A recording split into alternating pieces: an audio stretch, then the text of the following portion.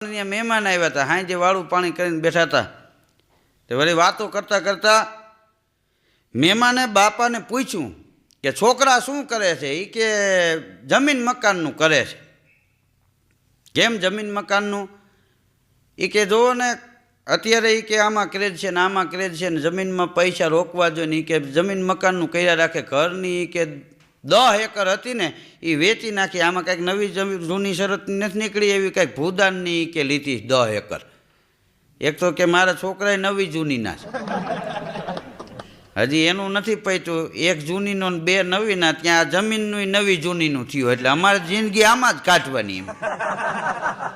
હા, હક કરીને બેહતા નથી. પણ કે બાપા તમે શું કરો? કે હું અફસોસ કરું છું કે આવા ઉકાળ પગા વાહે થયા નહીં, ધરાને ધાન ખાવા દે એમ. અત્યારે આપણે ગમે એને પૂછો, લ્યો શું ધંધો કરો? કે આપણે જમીન મકાનનું કરી